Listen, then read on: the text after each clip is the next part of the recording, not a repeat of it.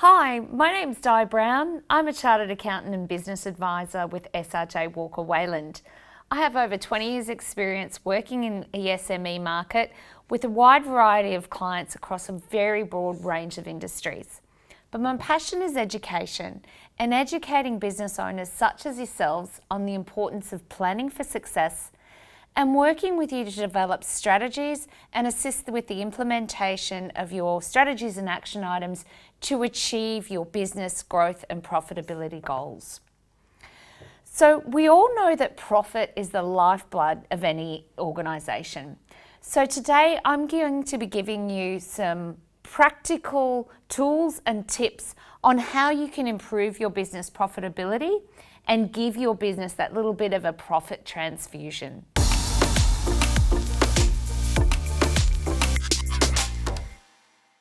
So to do that, I'm going to take you through a couple of different tools and techniques. We'll look at the 3 different stages in any business improvement process. We'll look at waste and ways you can reduce waste within your business to increase your efficiencies, which will lead to improved profitability. And then we'll talk about some other general profit improvement techniques that you can look at within your own business. So whenever you're considering a business improvement process, there's always 3 key stages of that process. And it is a long-term process. And as you move throughout the stages, you should be revisiting what's working and what's not working. And it should be a continual improvement focus within any successful organisation. So stage 1 in your business improvement process is what we call the visible stage. So it's looking at ensuring that you have the right structure for your business, that you have the right products, that you have the right client mix, that you've got your pricing set right, that you've got staff with the most appropriate skill sets for their roles, and that all of those structural items of your business come together to form the basis on which to grow and improve your business profitability. So step 1 is getting your structure right. Step 2 is looking at the efficiencies and or inefficiencies within that structure. And that means considering areas where waste occur. So traditionally, when people talk about profit improvement, they talk about your 3 profit drivers, and I will talk about those as we go throughout today's webinar. So your 3 key profit drivers of any business are increasing your revenue, reducing your variable expenses, and reducing your overheads. So you get those under control, do those 3 together, you increase your profit. But what that doesn't do is it doesn't focus on inefficiencies that occur within a business. So step 2 in our process is making sure that you look at areas where inefficiency and waste occurs within your organisation to also facilitate your profitability. And then underlying those first 2 stages is the most challenging part, and that is developing your culture and the beliefs and culture that in your long-term strategy that supports achievement for success for the individual and also the organisation itself. So you start at the visible and then you move your way through to making sure that you're developing that culture of success within your organisation. So if we've today focused on the second part of that business improvement process, and that's increasing efficiency. That means we need to look at where waste is actually occurring within your business. So studies have shown that up to as much as 30% of the operating costs in any business can be attributable to potential wasteful practices. So rather than focusing on increasing your sales and reducing your costs, we're going to focus on reducing waste to improve efficiency, to improve profitability. So how do we do that? There's a 5-step process. So those of you who are familiar with the way that I work and teach, there's always steps to a process that'll lead to an actual outcome. And in this case, that outcome that we want is improved profitability. So step 1 is you've got to do a waste audit. So you need to have a good look at your business to identify where areas of potential waste and inefficiency are currently occurring.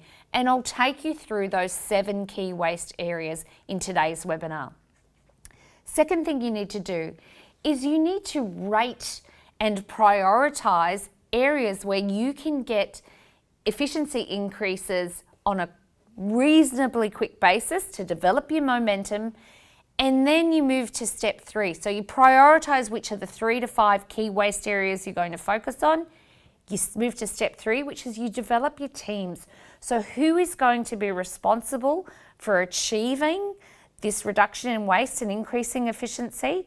What do they have to do and when do they have to do it by? So you need to be pulling together a 1-page waste improvement plan. You allocate it to the appropriate team managers and members, and then you set in place measurements to actually track the outcome of that. So this is step 4 in this process, and it's looking at your financial and operational KPIs to check the success of the strategies and actions that you're actually undertaking. And step 5 is repeat. So any continual improvement process should be done on a repetitive basis to ensure future success for your organisation. So step 1 in that process, conduct a waste audit. So look at the 7 key areas where waste occurs. And I'd like to say that I came up with these 7 key areas, but I didn't. It was formed by Taiki Ono, who was the production manager at the time of Toyota manufacturing. We all know who Toyota is, and he is given credit as being the father of what we now refer to as lean manufacturing. But even though it came from a manufacturing background, the processes and areas of waste are just as relevant to a manufacturing, a retail, wholesale, or a service entity. So what we want to do now is we want to think about those 7 waste areas and where we could have waste in each of those areas that within our own businesses. So the first area that you need to consider is overproduction. So what is overproduction? It's simply doing something in excess of what you need to do. So it can be things like, are you purchasing too much? Have you racked up too much staff overtime? Is there a better way you should be doing your staff scheduling? Have you got the most appropriate product range for your business? Is your product mix right in terms of profitability? So one of the easiest ways to grow revenue is work out which products have the highest margins and sell more of those products. So your low margin product, unless you're selling significant volumes of them, maybe you need to be considering having another look at that particular product in your product mix. So get your product range right. Over-servicing. So for those of us in the service industry, this is a big area of waste. That means doing more than what is in your proposal or your service scope. And we refer to it also as scope creep. So over-servicing is another area, in particular for service businesses, where there is waste in the overproduction area. So that's waste area number 1. Waste area number 2 involves waiting. So wherever you have waiting between steps in a process, you are losing time, which means you have got potentially inefficient practices, which means you have waste and reduced profitability associated with that process. So let's think about areas where waste can occur in a business. It can be production holdups. It can be material supplies. So if you're waiting for some of your raw materials to come in, it can be waiting for your subcontractors that you use to either give you some costs, help you with the invoicing so that you can get it out to your clients, to actually get to a job site. It can be things like a customer or a client waiting for a response from a query or waiting for a good. What's the risk of the wait time being too long there? They go somewhere else, particularly if they're at the inquiry stage. So waiting is a really inefficient practice. The other area where we see waiting waste a lot is where you're waiting for management decisions. So if you've got 8 or 9 people that you need to get consensus of in terms of a decision, that tends to take a long period of time. So you need to be streamlining your authorization levels. So waiting is waste number 2. Waste number 3 is in your transporting. So wherever you are transporting between stages in a process, and this includes the internal and external movement of not just your stock, but your people and your goods and your information workflow. So transporting is another area where waste can occur. And this means thinking about, do you have excessive material handling? Are you...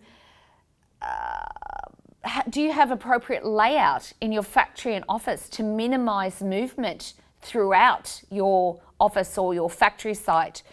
Are you doing multiple delivery runs to different clients when you could in fact be doing one delivery run a day, or one in the morning, one in the afternoon?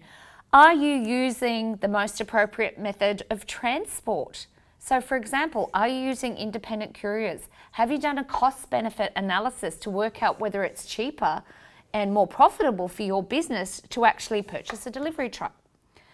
Are you getting the best rate from the courier service that you're using? Are you traveling to clients too often? One of the big learning points for me and one of the positives of COVID for our firm is that clients are used to us going and talking with them face to face and taking them for coffee. We haven't been able to do that. So we've been still doing it with clients, but we've been doing it via Zoom and Teams and other network platforms that we operate. And the amount of time it's saved us as advisors traveling to and from the clients has been phenomenal. So it's actually resulted in increased efficiency. So increased efficiency, reduced waste in that transport and travel leads to increased profitability. Waste area number 4, inappropriate processing. So this means thinking about, are you using the right tool, process, or person for that particular job? So a classic example of where we see waste in this area, if you've got the wrong staff role fit. So if you've got a particular staff with a particular set of skills that maybe doesn't have the required skills for that particular role, are they actually in the right role? Is there somewhere they are better suited within your organisation? So doing a skills gap analysis on your staff is a really useful benefit to most businesses to identify where there's any particular waste in terms of role fit for staff. Using outdated equipment.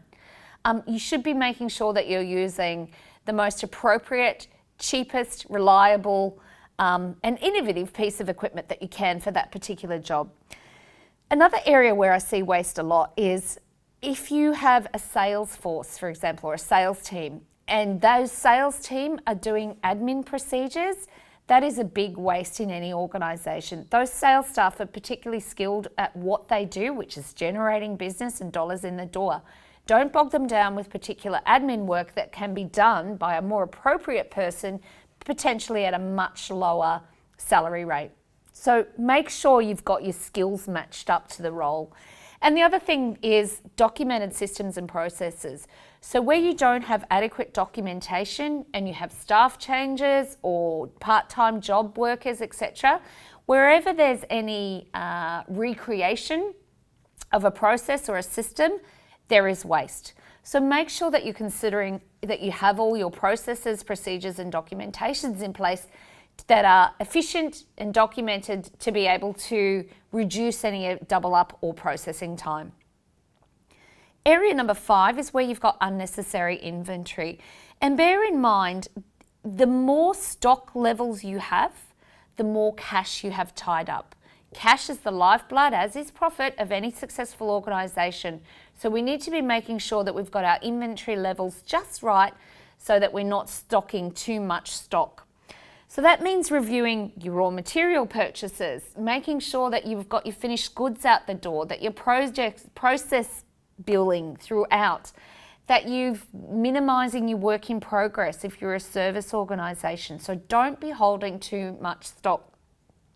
It's looking at your product range, making sure that your product range consists of product that is turning over on a reasonable basis and that you don't have any obsolete stock. So any unnecessary inventory is a potential area of waste. The 6th area of waste involves considering unnecessary motions. So this is it looking at where you have poor ergonomics or poor time management occurring within your organisation. So this can be something as simple as your factory or office layout. So have you on your production floor got your materials flow correct? Have you got stairs in your office, and do staff have to go up and down stairs several times a day? That can involve a lot of time, which is a potential waste area. And probably the area where I see waste in this area the most is that stop-start mentality. So this means where you start a job before you either have all the information or all the materials necessary to actually complete that job. So you want to minimise any what we call pick up or put down time on jobs to improve efficiencies, to improve your profitability. It's also about involving as fewer people as possible in decisions. So whilst management needs to be making those decisions, you need to streamline those processes and access to decision makers. Waste area number 7 involves any defects or rework. So any error that results in double handling leads to inefficient practices, which results in waste. So areas where this can occur is particularly around poor communication. So if you've got managers that don't know how to issue instructions correctly, or they're issuing instructions that maybe aren't following processes or procedures that are documented correctly, you've got potential areas for rework. So we need to be minimising those.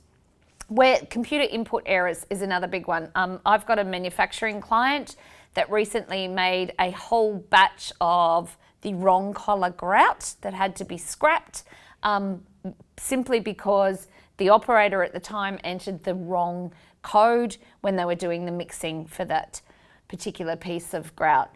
Poor workmanship is another area where you've got to redo something. So you want to be minimising areas where rework and defects actually occur. So once you've gone through the 7 areas of waste, we want to put it into a waste audit template. And then there's an example on the screen here to show you. So the first thing you do for each of the 7 areas, you want to rank at least 3 or 4 potential waste areas. The second step is you want to allocate a cost to them. And this is the area where clients struggle with the most. So try and think, and I know it's really hard, but what potential cost impact could be occurring as a result of that particular waste? So if you're duplicating things, how many times are they being duplicated? What's the cost associated with that? If you find this step too hard, simply rate it as low cost, medium cost, high cost, if you can't actually allocate a dollar value. So then you go through and you allocate potential costs. And finally, you want to rate the ease of removal. So you want it to be going from, I don't know, a scale of say -5 to +5. 5 is okay, pretty average to remove.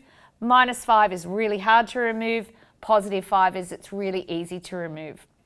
Once you've rated them, you want to pick the ones that you want to follow through on.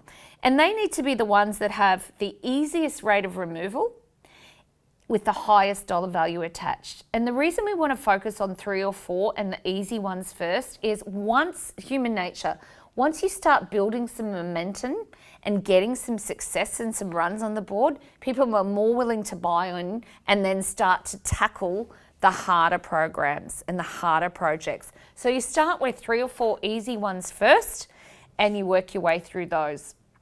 So that's your way of minimising waste to improve efficiency, to improve your profitability. Now, I said at the beginning, the more traditional approach is to look at ways to increase your sales, reduce your cost of goods sold or your variable costs, reduce your overheads, which will give you your profit improvement formula. So another way to approach this is to put it in some sort of template where you can look at, if we do X, what will be the impact, and put a dollar value around it. So it can be things like, how can you increase your sales? Do you have too many sales staff? Do you need to reduce your sales staff? Do you need to look at your commission structure for your sales staff?